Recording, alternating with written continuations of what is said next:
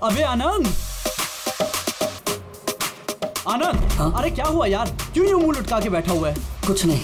अरे तो चलना, चल नाचेंगे। अरे नहीं यार, तू एंजॉय करना भाई। लेकिन क्या हुआ यार? बस यार।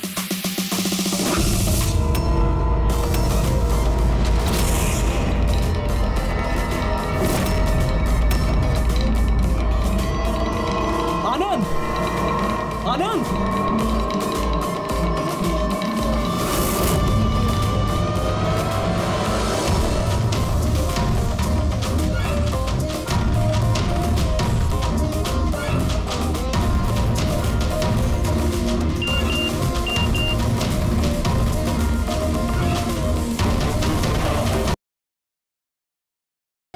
गाड़ी आनंद को उड़ाकर वहां वो जाके खड़ी होगी।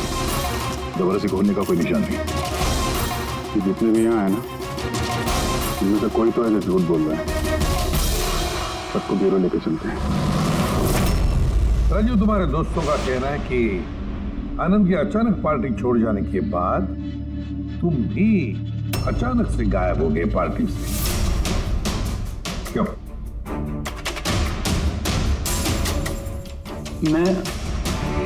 हाँ सर, याद आया, मैं वॉशरूम गया था। एक्चुअली कल कुछ ज्यादा ही पी ली थी तो। अचानक उसी वक्त तुम्हें बाथरूम जाने की जरूरत पड़ी? कमाल है। मेरा यकीन कीजिए सर, मैं भला क्यों मारूंगा आनंद को, और वो भी अपनी ही गाड़ी से। तो फिर तुम्हारी गाड़ी की चाबी कातिल के हाथ कैसे लगी?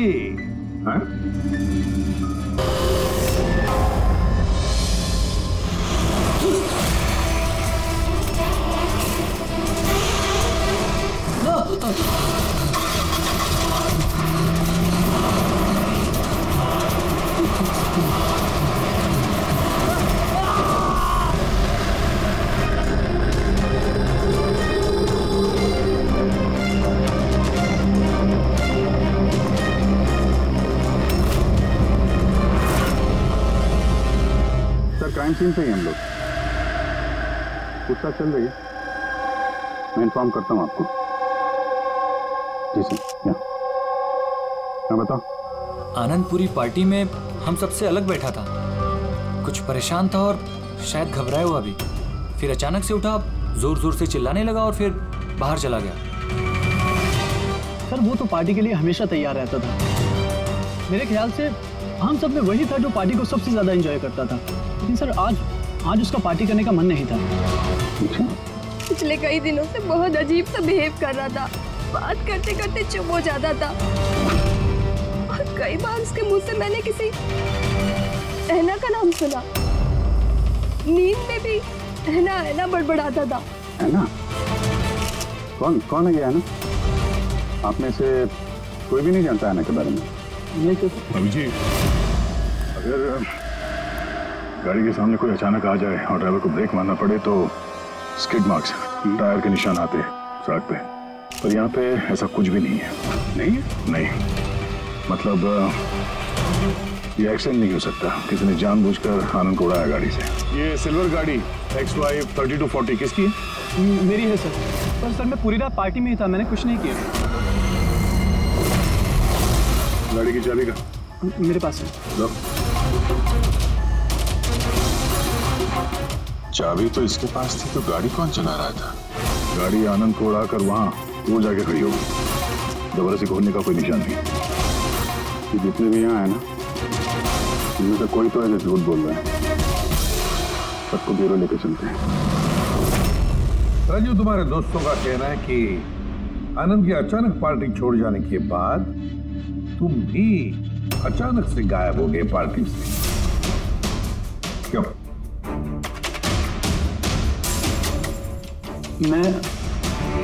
हाँ सर, याद आया, मैं वॉशरूम गया था।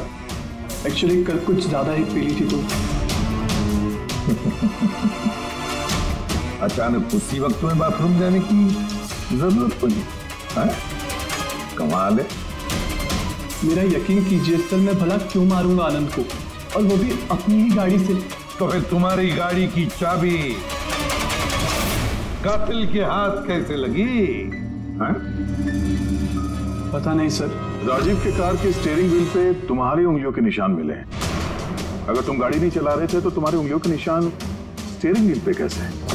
राजीव ने अपनी कार ठीक से पार्क नहीं की थी, तो मैंने उसकी कार को थोड़ा आगे सरका के जगह बनाई थी, क्योंकि सर वो उसने काफी पी रखी थी। तो तुमने अपना काम करने के बाद गाड़ी की चाबी तुरंत उसे वापस दे दी? हाँ सर, उसके बाद मैंने चाबी राजीव को दे दी थी। आनंद से जलते थे तुम। रिया तुम्हारी गर्लफ्रेंड थी जिसे आनंद ने छीन लिया था। इसने धमकी दिया था तुमने उसे कि पछताओगे, बहुत भारी पड़ेगा। क्यों? सर वो तो यूं ही मैंने गुस्से में बोल दिया था। सर ये बात बिल्कुल सच है कि मैं आनंद को पसंद नहीं करता था, लेकिन इसका मतलब ये नहीं कि मैं उसका मर्डर कर दूंगा। उस दिन पार्टी के दिन भी झगड़ा हुआ था ना तुम्हारा? झगड़ा नहीं था, वो कपल्स के बीच कहासुनी होती रहती है और मुझे लग रहा था कि आनंद मुझसे कुछ छिपा रहा है। और ये ऐना के बारे में भी मैं जानना चाहती थी कि कहीं उसका ऐना के साथ अफेयर तो नहीं चल रहा। ऐसा क्यों लगा था? मैंने बताया ना कि बहुत दिन से बहुत अजीब सा बिहेव कर रहा था, कभी भी ऑफिस से छुट्टी ले लेता था। और हाँ, कुछ दिन पहले एक बैग में बहुत सारा कैश लेकर कहीं जा रहा था। मैंने पूछा कि कहाँ जा रहे हो, क्या कर रहे हो, इतना सारा पैसा कहाँ से आया तुम्हारे पास? लेकिन कोई जवाब नहीं। इतना सारा पैसा लेके आनंद जा कहाँ रहा होगा? तो कोई उसे ब्लैकमेल तो नहीं कर रहा था?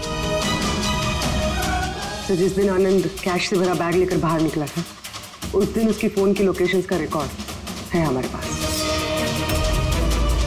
है ना? है कौन ये? है ना? है कौन ये? तो ये भी पता लगाना पड़ेगा कि आनंद उस रात गया कहाँ था। इस आनंद की पूरी कुंडली निकालो। सर, उस दिन आनंद यहीं आया था। ये जगह कुछ जानी पहचानी सी लग रही है।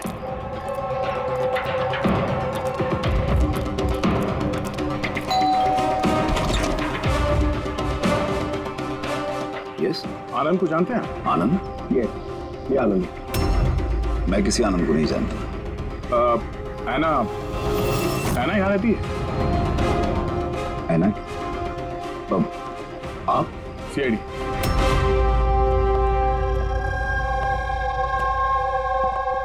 My wife Jennifer, my son Jacob. Sir, आप ऐना के बारे में क्यों पूछ रहे हैं? हम ऐना से बात करना चाहते हैं। वो यहीं रहती है ना? सर, 5 साल पहले एक रोड एक्सीडेंट में ऐना की मौत हो गई। एक्सीडेंट? जी, किसी कार ने टक्कर मारी और वो टक्कर मारने वाला भाग गया। सर, आनंद के केस में भी ऐसा ही हुआ था। कहीं दोनों एक्सीडेंट्स का कोई कनेक्शन तो नहीं? क्या आनंद से कभी मिले नहीं आप? कुछ समय पहले वो आपसे मिलने के लिए यहाँ पे घर पे आया था? नहीं सर, ऐना के जाने के बाद यहाँ कोई नहीं आता। झूठ, वो मरी नहीं है, जिंदा है। मेरी ऐना जिंदा है। रिलैक्स जेनी, रिलैक्स, चुप हो जाओ। सर, ऐना के जाने के बाद मेरी बीवी सदमे में है, इसलिए आप इसकी बात पर ध्यान मत दीजिए। नहीं, मैं सच कह रही हूँ, मेरी ऐना मरी नहीं है, वो कहीं नहीं गई है। वो मुझसे मिलने आती है, अपनी माँ से बहुत प्यार करती है वो। सर, मैंने आपसे कहा ना कि मेरी बीवी सदमे में है, आप इसकी बात पर ध्यान मत दीजिए। ये कुछ भी बोलती रहती है। अच्छा, अगर मेरी बातें बकवास लगती है तो ये देखो, आप भी देखिए, ये मेरी ऐना है। ऐना है ये मेरी। कुछ दिनों पहले ही मुझसे मिलने आई थी। मेरे पति की तबीयत ठीक नहीं रहती है ना, कुछ काम नहीं करते हैं ना वो, इसलिए ऐना ही तो घर खर्च के लिए पैसे छोड़कर जाती है यहाँ। सर ये आनंद आया था यहाँ पे कैश लेकर, कहीं ये उसकी बात तो नहीं कर रही है? पैसे किसी बैग में लाए थे उसने? नो सर, 2 बॉक्सेस में। दिखाइए। जी।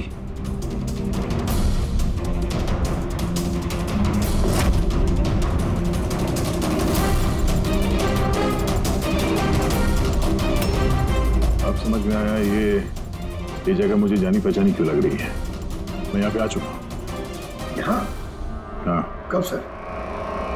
करीब 5 साल पहले एक किडनैपिंग के केस के सिलसिले में पूछताछ करने आया था। विवेक, जिसे किसी ने किडनैप कर लिया, वो आपका स्टूडेंट था।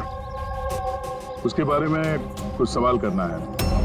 बहुत अच्छा लड़का था, उसको ठीक हो और जल्दी घर आ जाए। कब से जानती हैं आप विवेक को? अभी कुछ महीने पहले मेरे पास ट्यूशन लेने आया था। और आखिरी बार कब देखा उसे? उसमें कोई चेंज नजर आया उसमें? मतलब कोई ऐसी बात जो आपको अजीब लगी हो? अभी कुछ दिन पहले मैं उसके घर गई थी, तभी तो सब ठीक था। अचानक ये किडनैपिंग की न्यूज। अगर उसे कुछ हो गया तो सर प्लीज आप उसे ढूंढिए प्लीज। है ना, प्लीज संभालो अपने आप को। डोंट वरी, विवेक सही सलामत वापस आ जाएगा। विवेक की फैमिली ने किडनैपर्स को फिरौती की रकम दे दी और उसके बाद वो घर भी वापस आ गया था। लेकिन किडनैप किसने किया था उसे ये आज तक पता नहीं चला। इतना तो मुझे भी याद आ रहा है कि उस किडनैपिंग के दौरान ही ऐना का एक्सीडेंट हुआ था। पर मेरी समझ में एक बात नहीं आ रही है कि ऐना इतनी रात को उस सुनसान रोड पर गई क्यों थी? उसे तो उस वक्त घर पर होना चाहिए था डिनर के लिए।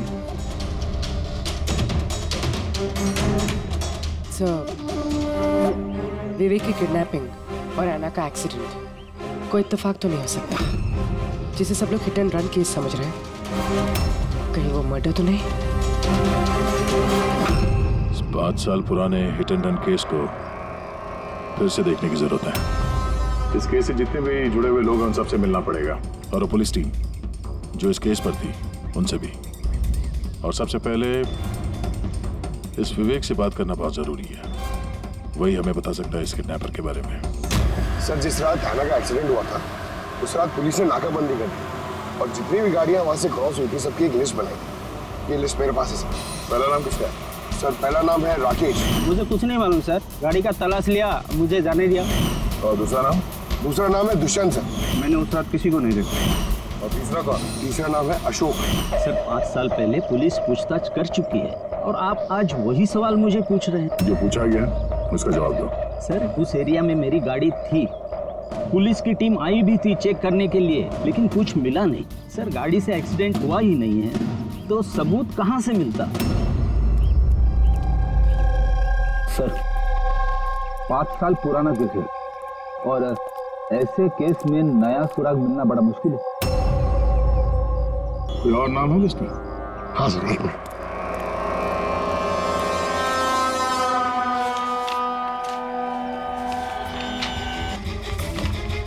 ये सर, ये Paresh, plot number 21 Shastri Nagar Mulund. Plot number 21 Shastri.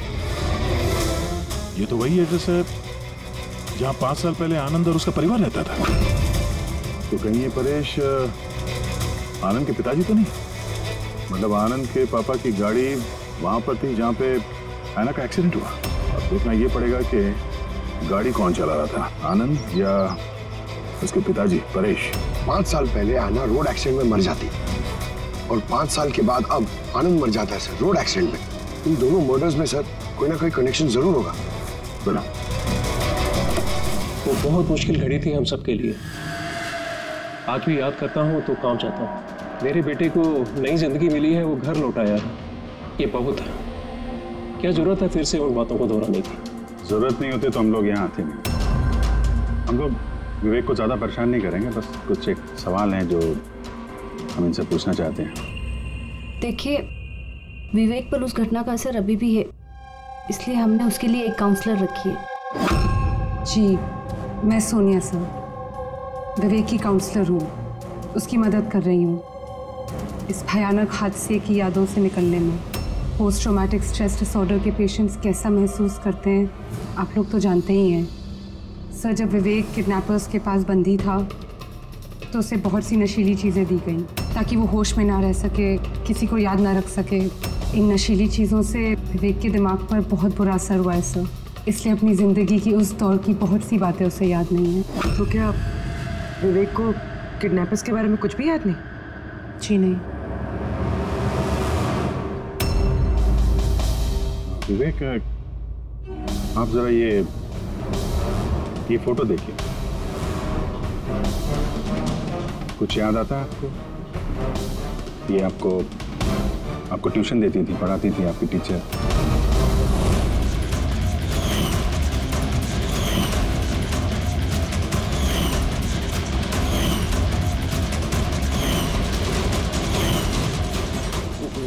ये वहां थी खिड़की के पास। खिड़की कहाँ पे? जहाँ मुझे उन लोगों ने बांध के रखा था। कहाँ पे बांध के रखा था तुमको विवेक? वो कौन सी जगह थी वो? विवेक कहाँ पे रखा था, कुछ याद करो। विवेक, हाँ कहाँ पे? रिलैक्स विवेक, ज्यादा अपने दिमाग पर जोर मत डालो। वो please, this is not good for him. Okay, relax Vivek, relax. ये विवेक को जहाँ पे कैद करके रखा था वहाँ पे ऐना की मौजूदगी और ऐना की मौत एक्सीडेंट नहीं है। किडनैपिंग से कुछ ना कुछ लेना देना है इसका।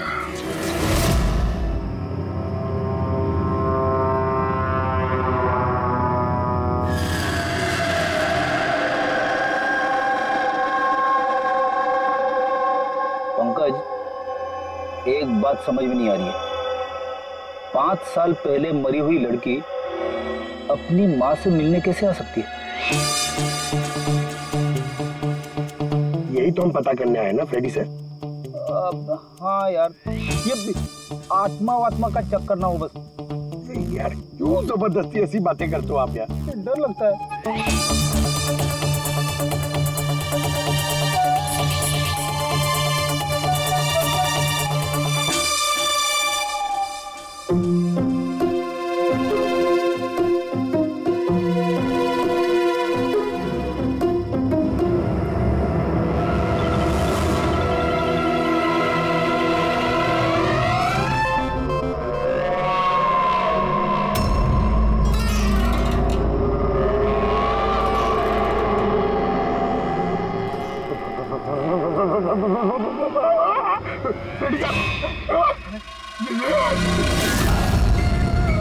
ऐना की आत्मा।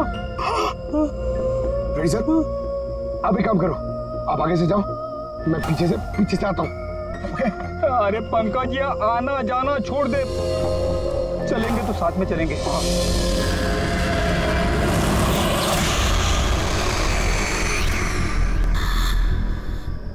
लड़की से डर रहे हो? क्या बात कर रहे हो आप? अरे चुप रही, वो लड़की की आत्मा है, समझे?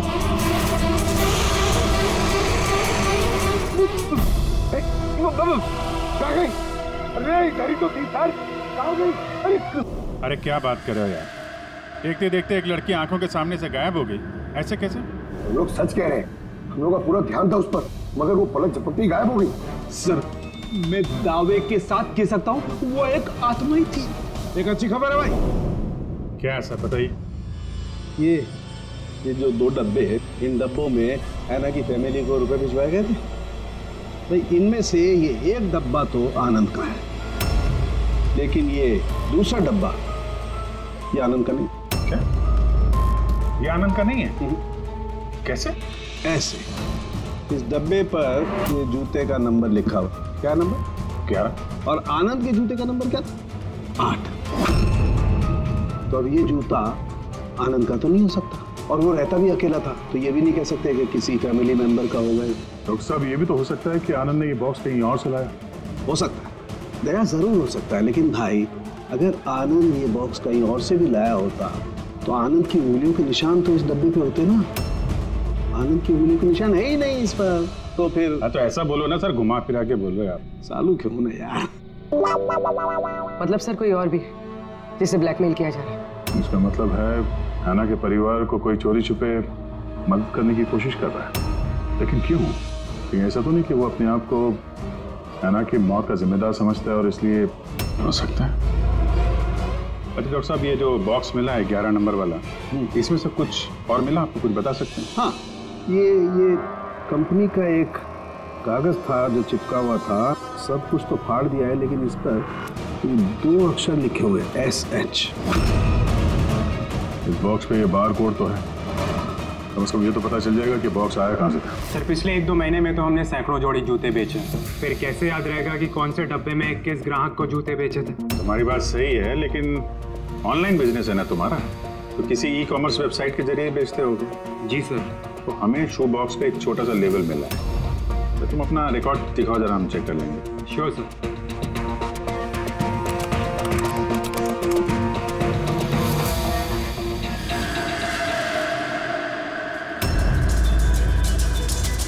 लेबल पर भी एसएस लिखा हुआ था। अच्छा, ये वही आदमी तो नहीं जिसकी हमें तलाश है?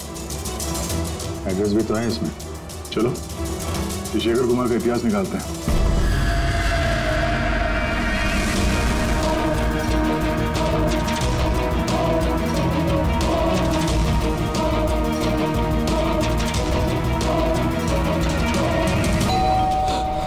अभी कौन होगा?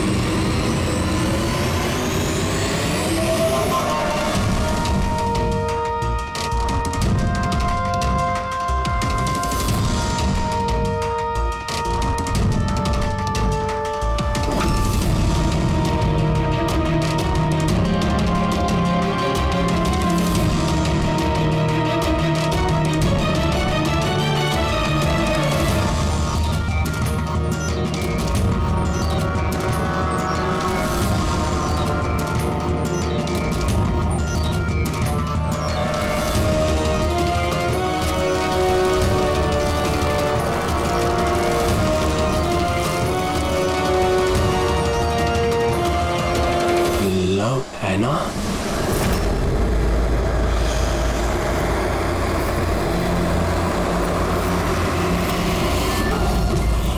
देखो, मुझे मत मारो। हैना प्लीज खोलो, कोई दरवाजा खोलो। अरे कोई है प्लीज। शेखर, मेरे पास आओ।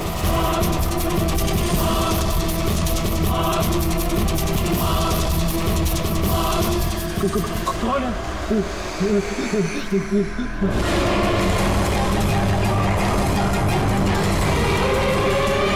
कौन हो तुम?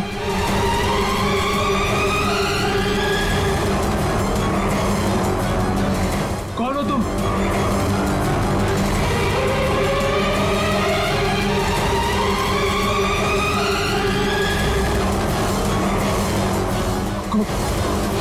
कौन हो तुम?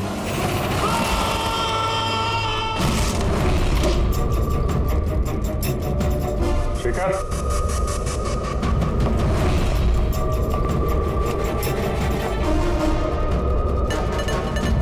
गुनाह कबूल करो, कन्फेस।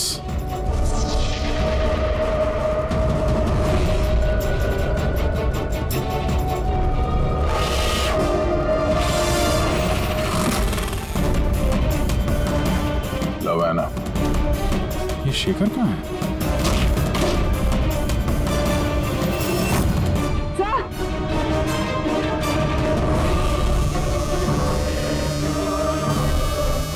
He's no more.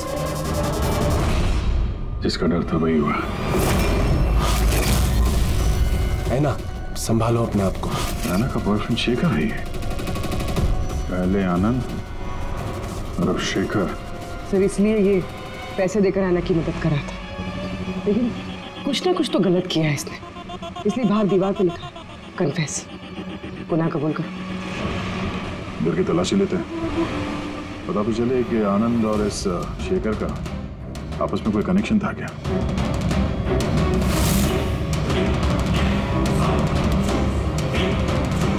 ये देखा, ये आनंद और शेखर की फोटो दोनों एक साथ। सर सही है, देखिए शेखर ने 5 साल पहले एक लग्जरी कार खरीदी थी, उसके पेपर्स, और एक बहुत ही महंगा घर किराए पे लिया था। सही है, देखिए 5 साल पहले किडनैपिंग हुआ था और 5 साल पहले ही शेखर ने ये सब खरीदा। उस वक्त तो ये काफी गरीब था, पैसे वैसे थे नहीं इसके पास। कहीं किडनैपिंग में ये शेखर भी मिला हो तो नहीं? हो सकता है आनंद और शेखर दोनों दोस्त थे और दोनों ने मिलकर शायद विवेक की किडनैपिंग की और इसीलिए दोनों की जान चली गई। 5 साल बाद कौन बदला ले रहा है इन लोगों से?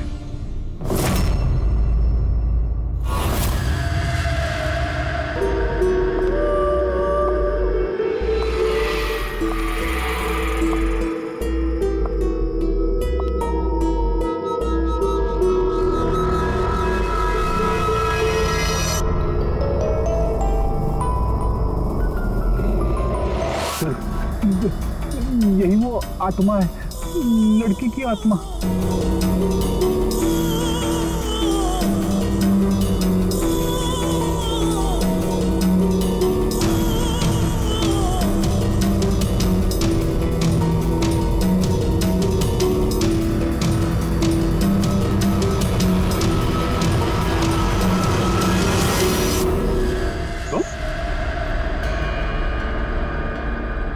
जी हाँ, आपका बेटा जेकब अपनी बहन के कपड़े पहन के घूमता है। सर मैंने बताया था ना आपको कि ऐना की मौत का जैकब को बहुत बड़ा सदमा लगा है। जैकब और ऐना जुड़वा भाई बहन थे। ऐना हम सबका बहुत ख्याल रखती थी, लेकिन ऐना के जाने के बाद जेनिफर हमेशा जैकब से कहती रहती, ऐना होती तो ये होता, ऐना होती तो वो होता, ऐना इस ड्रेस में ऐसी लगती, ऐना उस ड्रेस में वैसी लगती। बस सर धीरे धीरे ये सारी बातें जैकब के दिमाग में ऐसा असर करने लगी कि वो अपनी बहन की पहचान को ही अपनी पहचान बना बैठा। लेकिन सर मेरा बेटा दिमागी तौर पर जरूर कमजोर है, पर वो किसी की जान नहीं ले पाएगा। अपनी मरी हुई बहन का बदला लेने के लिए भी नहीं। अरे सर इसकी तरफ देखिए तो सही आप। शेखर के साथ करीबी रिश्ता था ऐना का। शेखर कैसा इंसान था, कुछ बता सकते हैं उसके बारे में? सर वो दोनों एक दूसरे को बहुत पसंद करते थे, लेकिन एक्सीडेंट से कुछ दिन पहले ऐना शेखर से नाराज रहने लगी थी, उससे अलग होना चाहती थी। शेखर से नाराजगी का क्या कारण हो सकता है? हो ना हो विवेक के बारे में सारी जानकारी शेखर ने ऐना से हासिल की होगी। उसके बाद उसने विवेक को किडनैप करने का प्लान बनाया, उसने किडनैप किया। किसी तरह से ऐना को पता चल गया होगा और उस रात वो शेखर का पीछा करते करते उस जगह पे पहुंच गई जहां पे शेखर ने विवेक को किडनैप करके रखा था, और किसी कारण उसे वो वहां से भागना पड़ा और वहां सुनसान सड़क पे किसी ने एक कार से ऐना को कुचल दिया। मतलब वो जगह जहां पे विवेक को बांध के रखा गया था वो ऐना के एक्सीडेंट स्पॉट के आसपास ही है। वो जगह ढूंढते हैं जहां पे विवेक को बांध के रखा था। सर जहां पे ऐना का एक्सीडेंट हुआ उसके आसपास सिर्फ यही एक बंद पड़ा हुआ घर है। ये घर बंद पड़ा हुआ है और आसपास सिर्फ जंगल। ठीक है अंदर देखते हैं, आइए आप लोग।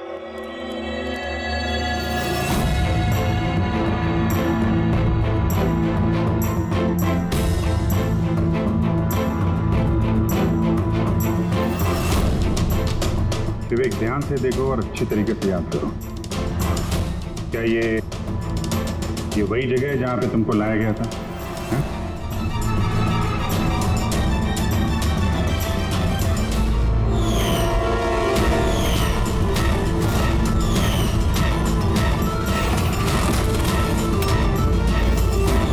हाँ यही वो जगह थी। क्या ये दोनों थे यहाँ पर? इन दोनों में से किसी ने तुम्हें किडनैप किया था? नहीं सर, उन लोगों ने ऐसे मास्क पहन के रखे थे, सिर्फ उनकी आंखें देख रही थी। और तीसरा आदमी जो था, तो तीसरा कौन था, उसको देखा तुमने? नहीं, वो हाथ दरवाजे के पास खड़ा था, बात कर रहे थे किसी बारे में। क्या बात कर रहे थे, कुछ सुना तुमने? हाँ विवेक, सोचो, शायद कुछ याद आ जाए।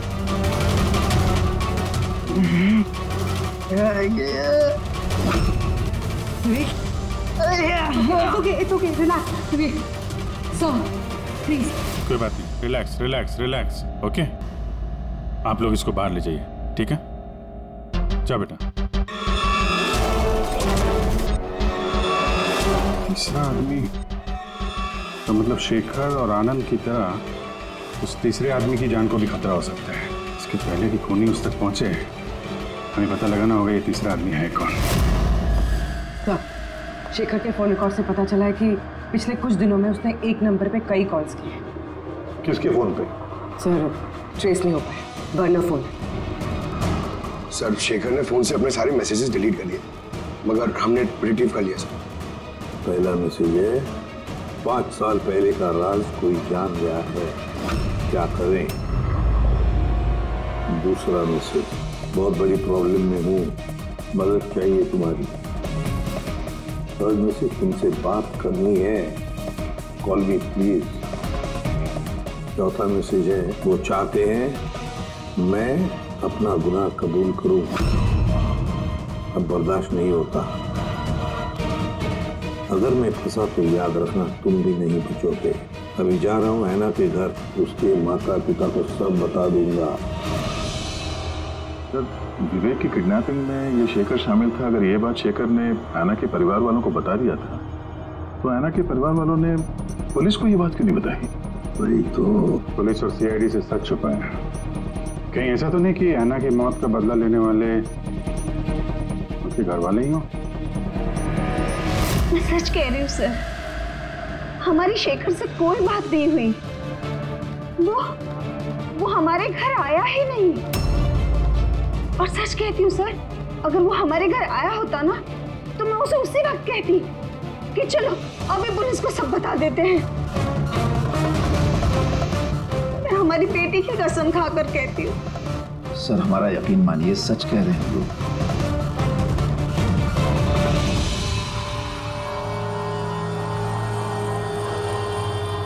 ठीक है, आप लोग वहां जरा उस कमरे में बैठिए। पंकज,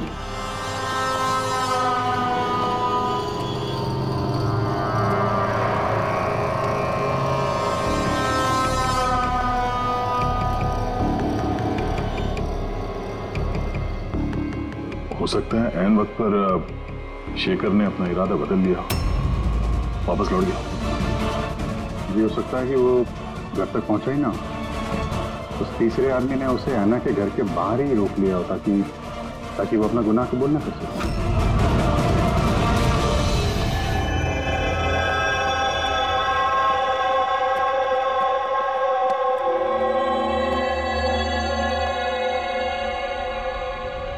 जेकब, तुम्हारी गाड़ी बहुत सुंदर है।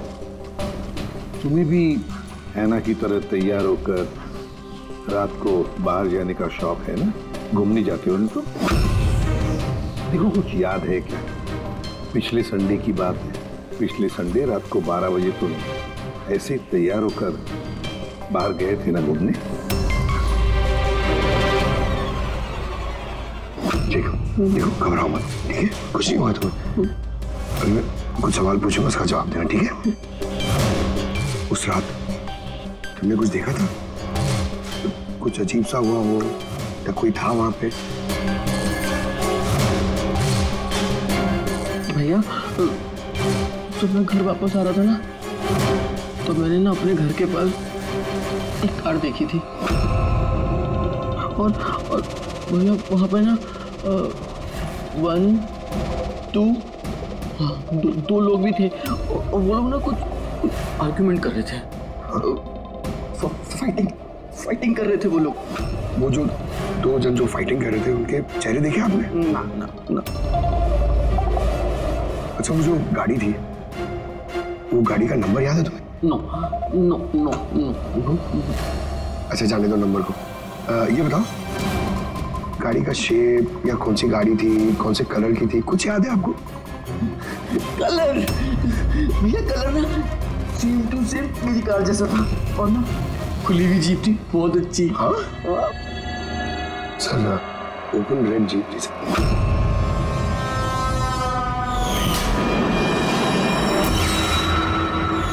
आनंद के एक्सीडेंट के समय जो लोग पार्टी में मौजूद थे उनकी गाड़ियों के साथ एक लाल कलर की जीप थी ऐसी। मतलब वो तीसरा किडनैपर अभिजीत आनंद और शेखर का हत्यारा, वो भी उस पार्टी में मौजूद था।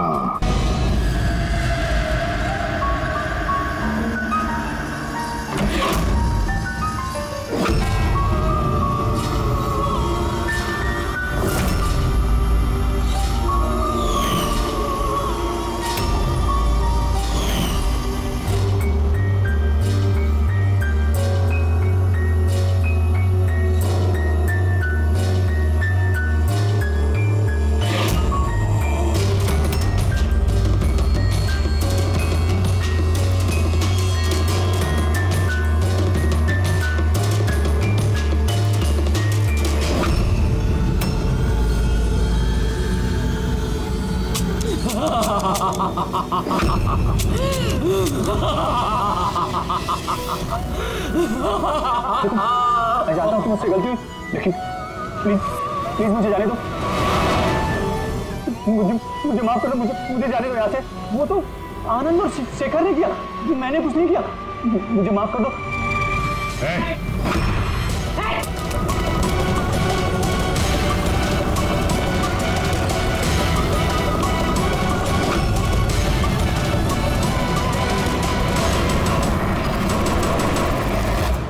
विवेक पर उस घटना का असर अभी भी है, इसलिए हमने उसके लिए एक काउंसलर रखी है। जी, मैं सोनिया सिंह। मैं कुछ फ्रेंड से मिलकर वापस आ रही थी, तभी मैंने देखा कि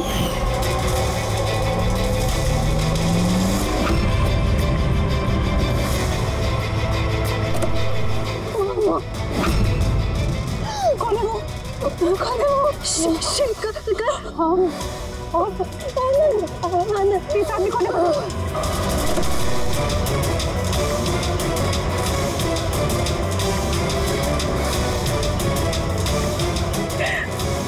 हेलो डैड, उस दिन गाड़ी पापा ने, मैं चला रही अनजाने में ही सही जान ली थी मैंने उसकी। मैं पुलिस को सच बताने की हिम्मत नहीं कर पाई। तो मुझे एक हफ्ते में यूएस जाना था पढ़ाई के लिए। अगर पुलिस केस बन जाता तो मेरा करियर बर्बाद हो सकता। अपने करियर की फिक्र में तुमने एक मासूम की मौत के साथ नाइंसाफी होने दी। मैं समझती हूँ सर, और ऐसा नहीं है कि मुझे पछतावा नहीं था, मुझे एहसास था अपनी गलती का। ये गिल्ट अंदर ही अंदर मुझे खाए जा रहा था। 5 साल बाद जब मैं वापस आई तो मैंने आना की फैमिली को ट्रैक किया। मुझे पता चला कि उनकी हालत बहुत बुरी है और आना के कातिल और विवेक के किडनैपर्स खुले घूम रहे हैं। नफरत हो गई थी मुझे अपने आप से, खोजती थी सर मैं अपने आप को, इसीलिए मैंने ये सब किया। 5 साल पहले मुझसे जो गलती हुई थी उसको सुधारने के लिए, आना को इंसाफ दिलाने के लिए। फिर? आना ने मरने से पहले आनंद और शेखर का नाम बता दिया था मुझे। उन्हें ट्रैक करने में मुझे ज़्यादा मुश्किल नहीं हुई। मैंने उन्हें ब्लैकमेल किया और उनसे आना की फैमिली को पैसे दिलवाए ताकि उनकी मदद हो सके, और उनको डराती रही, धमकाती रही, क्योंकि मुझे तीसरे किडनैपर का नाम पता करना था। क्योंकि मैं जानती थी कि उस दिन आना के पीछे 3 आदमी पड़े थे, 3 लोग उसका पीछा कर रहे थे। मैंने देखा था सर। तो क्या बताया उन दोनों ने? आनंद उसको नहीं जानता था सर, और शेखर इतना डरा हुआ था उस आदमी से कि उसने कुछ भी बताने से मना कर दिया था। इसीलिए मैं विवेक की काउंसलर बनी। मुझे लगा शायद मैं उस बच्चे से कुछ सच निकलवा सकूं। तो वो खुद इतने सदमे में था कि उसे कुछ याद नहीं था। फिर मरने से पहले शेखर ने मुझे सच्चाई बताई कि विशाल वो तीसरा किडनैपर था। विशाल मास्टरमाइंड था सर। विवेक की किडनैपिंग, ये सब उसका प्लान था। तो इसलिए कानून को अपने हाथ में लेने का फैसला कर लिया तुमने। ऐना को इंसाफ दिलाने के लिए गलत रास्ता चुना तुमने सोनिया। और इस बार तुम्हें अपने करियर की फिक्र भी नहीं। कानून से कोई नहीं बच सकता। जो कुछ तुमने किया है उसकी सजा तुम्हें